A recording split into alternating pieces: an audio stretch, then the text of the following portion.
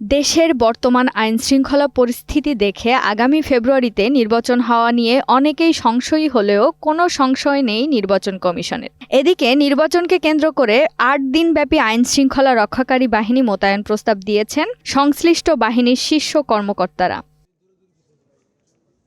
সকালে আগারগাঁওয়ের নির্বাচন ভবনে ত্রয়োদশ জাতীয় সংসদ নির্বাচন অবাধ ও সুষ্ঠুভাবে আয়োজনে আইনশৃঙ্খলা বাহিনীর প্রতিনিধিদের সঙ্গে আলোচনায় বসে ইসি।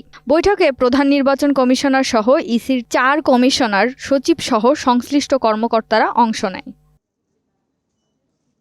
বৈঠক শেষে ইসির সিনিয়র সচিব আক্তার আহমেদ বলেন, নির্বাচনে সেনাবাহিনীর ৯০,০০০ থেকে ১ লাখ সদস্য মাঠে থাকবে। প্রায় ১.৫ লাখ পুলিশ সদস্য দায়িত্ব পালন করবেন। জেলা উপজেলা পর্যায়ে নির্বাচনী অফিসের কার্যক্রমকে আরও সুসংহত করা, সমন্বয় করা, পার্বত্য দুর্গম এলাকায় নির্বাচনী দ্রব্যাদি পরিবহন,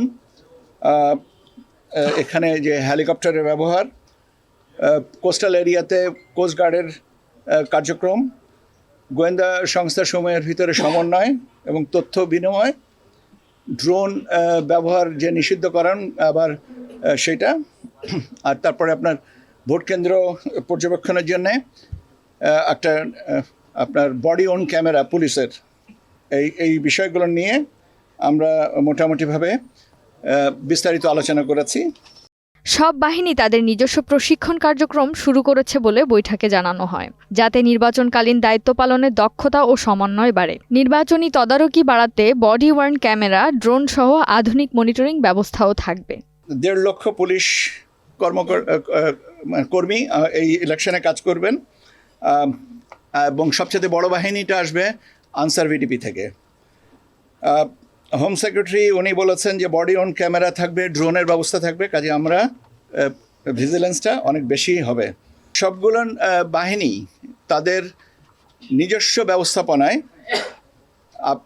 নির্বাচনকে সামনে রেখে তাদের বাহিনীদেরকে প্রশিক্ষিত করার একটা কার্যক্রম গ্রহণ করেছেন। দুটো এখানে সুবিধা, একটা হচ্ছে যে তাদের নিজস্ব বাহিনীর প্রয়োজনে প্রশিক্ষণটা দিচ্ছেন, পাশাপাশি নির্বাচনকে সামনে রেখে নির্বাচনকে আরও অর্থবহ করার, যুক্তিকর্তা এবং অবাধ করার জন্যও যে প্রশিক্ষণটা সেটা করতেছেন।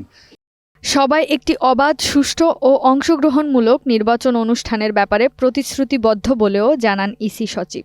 লক্ষ্য একটাই, অবাধ, সুষ্ঠু, পার্টিসিপেটরি একটা নির্বাচন, এবং সবাই এই ব্যাপারে দৃঢ় অঙ্গীকারবদ্ধ যে তারা একটা ভালো নির্বাচন দিতে চান। তাসনিম মিষ্টি, গ্রিন টিভি, ঢাকা।